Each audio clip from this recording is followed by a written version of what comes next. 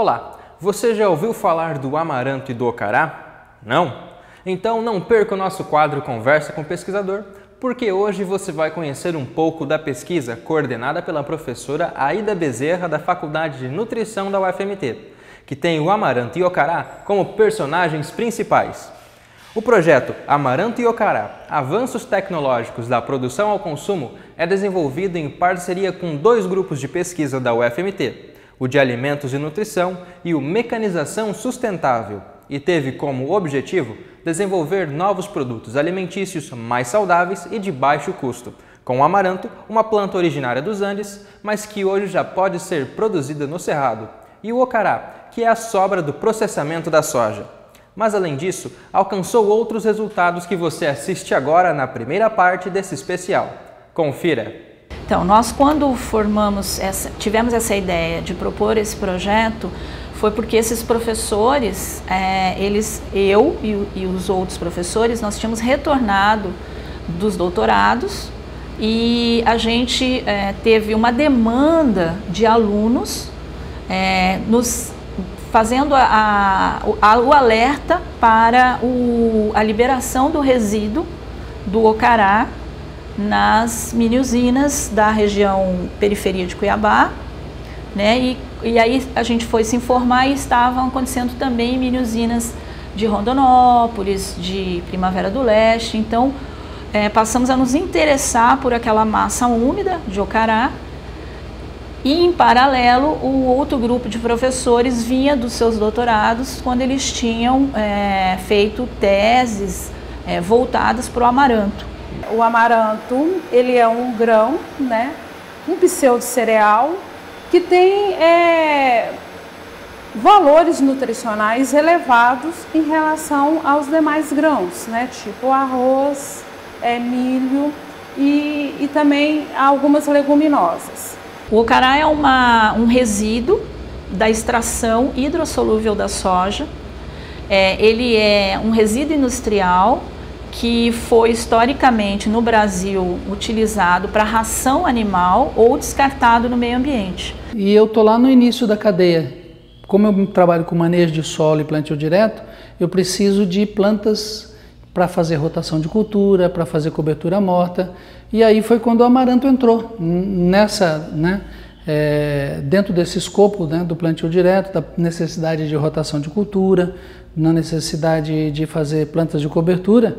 A gente viu no amaranto uma possibilidade, principalmente pelo fato de que o grão, a semente do amaranto, do ponto de vista alimentar, ele é muito rico.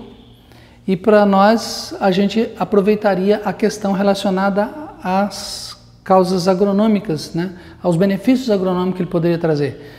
E nos últimos anos, a Embrapa, um pesquisador da Embrapa, o professor Spear, que hoje não está na Embrapa, mas na UNB, ele desenvolveu uma variedade desse amaranto para o cerrado brasileiro.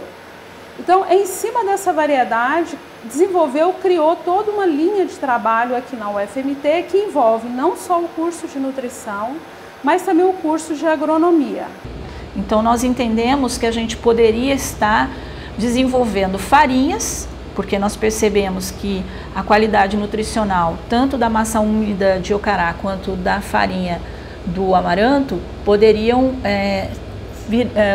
levar a um mix, né, de farinha rica, um complementando nutricionalmente o outro, para enriquecer produtos alimentícios. O amaranto, ele é uma planta exótica, né, do ponto de vista da região, né, agronômico. Embora tenha parentes dele que são ervas daninhas, né, o caruru, mas o amaranto cultivado para fins alimentícios, ele é uma planta totalmente exótica, né? Então nós precisamos fazer todo um processo de pesquisa para adaptação e conhecimento de tecnologia, o desenvolvimento da tecnologia de produção do amaranto, né?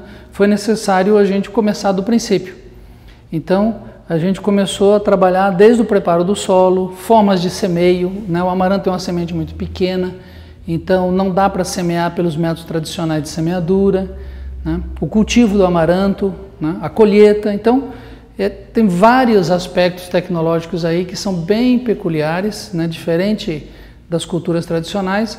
Então nós já fizemos algumas dissertações de mestrado e fizemos também já dissertações, tese de doutorado com amaranto.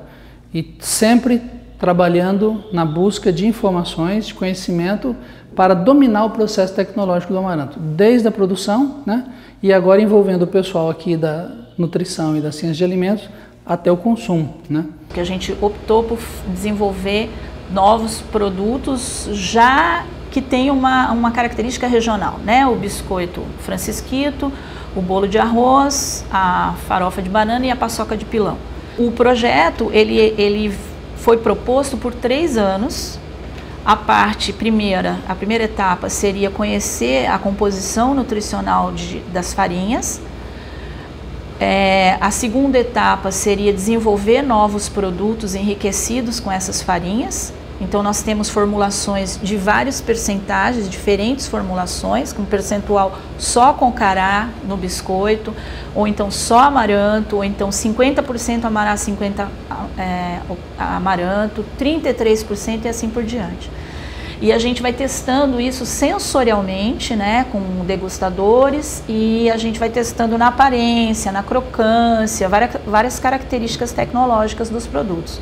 E na terceira etapa era transferir esse conhecimento para a população, porque alguns, ao redor das mini-usinas, alguns bairros, a população foi nos informado que a população já estava pegando essa massa, secando no forno e utilizando, por exemplo, para uma farofa para rechear o peixe. Então, a gente pensou, bom, então nós podemos estar fazendo essa produção de conhecimento e fazendo a transferência social dessas preparações para produtos que nós queremos resgatar, que são os regionais, Mato Grosso, né? Além disso, na parte da produção do amaranto, a gente estaria fazendo a transferência social do conhecimento que os professores da agronomia e os alunos estariam desenvolvendo nos testes que fizessem com a produção e as variedades do amaranto. Tem bastante espaço para crescer e eu acredito, desde o pequeno produtor, agricultura familiar, né, para consumo próprio e venda do excesso, né, existe um apelo muito forte nessa área, porque o amaranto se come não só a semente, mas também a planta, as folhas são utilizadas como hortaliça, né, além do grão, e pode ser utilizado na alimentação animal. Então é uma planta bastante útil, né, para quem precisa sobreviver da agricultura, a agricultura familiar. E vou ver se nós conseguimos fazer um experimento plantando amaranto lá no meu sítio. E eu me interessei por causa dos benefícios da rapadura e os benefícios do amaranto, para que eu possa incluir os dois, tanto da rapadura como do amaranto, e levar o meu produto para a alimentação escolar, para a merenda escolar. Bom, a expectativa é a melhor possível, né? Que era isso que eu corri atrás para ver se eu conseguiria levar esse projeto lá para o meu sítio, né? Para desenvolver esse plantio de amaranto na região de Jangada. Quanto mais possibilidades o agricultor tem, principalmente o da pequena produção, mais seguro é o negócio dele, né? Se ele está preso a um produto só, se aquele produto tem baixa no mercado, ele fica numa situação difícil. Se ele tem diversificação dentro da propriedade, ele tem condição de se manter, né, melhor né, como pequeno produtor e conseguir ter uma vida um pouco mais tranquila. E nós queríamos desenvolver um mix de farinha. E como o amaranto, ele eminentemente foi pensado para esse projeto como farinha, então, então vamos fazer a massa úmida secar, tanto que gerou um equipamento, né, que seca, que a ideia é tentar testar a secagem do amaranto e a umidade dessa secagem servir para a secagem do ocará e a umidade dessa secagem servir para a cocção do amaranto. Curtiram o programa de hoje? Pois não deixem de assistir a segunda parte dessa entrevista que vai ao ar na próxima quarta-feira. Está imperdível. O FMT.Ciência fica por aqui. E se você quiser rever esta ou outras produções da TV Universidade, acesse youtube.com/UFMTCiência. Até mais!